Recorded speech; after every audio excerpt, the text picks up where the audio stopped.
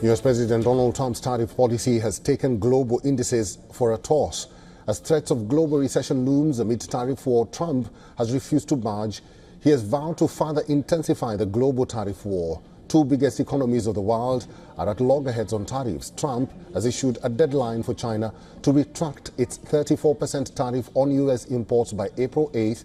US President has threatened to slap 50% additional tariffs on Beijing if it doesn't comply. The White House confirmed that this would take the overall duties on China to 104%. Markets around the world are witnessing a 1987-style Black Monday collapse. China's stock market crashed with a 10% drop, while Tokyo index was down 9%, entering a bear market. Taiwan's stock index tumbled nearly 10%. Hong Kong's stock dived 13.22%, marking its biggest drop in nearly 3 decades. Diving 13.22%, marking its biggest drop, like I said, in nearly 3 decades.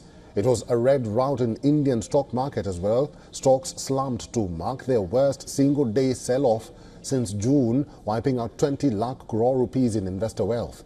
Europe's stoxx 600 tumbled 6%, and Asia's index posted its steepest loss since 2008. US stock futures too point to a more than 5% plunge on Wall Street at the open.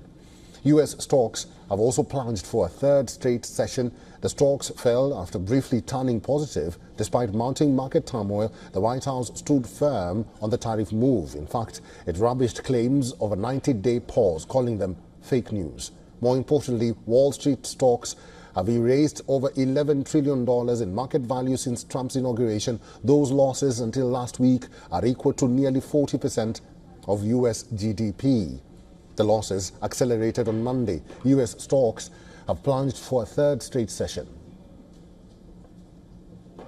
Fortunes of high-performing US tech stocks have taken a downward turn. Elon Musk's Tesla shares have slumped 7%. Meanwhile, big tech giants like Apple, Alphabet and Microsoft are trading at one-year lows. In commodities, gold reversed last week's falls and jumped about $80 in less than an hour in early trading. Gold was last trading at around $3,040 an ounce. Oil plummeted on Monday, extending steep losses from last week after OPEC Plus pushed to increase production and demand worries from recession bets. Brent crude crashed nearly 4% to about $63.25 a barrel, after having fallen over 13% last week. Russia's flagship oil, Urals, tumbled towards $50 amid global rout. I don't want anything to go down, but sometimes you have to take medicine to fix something. And we have such a horrible, we have been treated so badly by other countries because we had stupid leadership that allowed this to happen. They took our businesses, they took our money, they took our jobs. I don't think inflation is going to be a big deal because if you look at me, I took in hundreds of billions of dollars. This is not new to me. I took in during my 4 years hundreds of billions of dollars from China.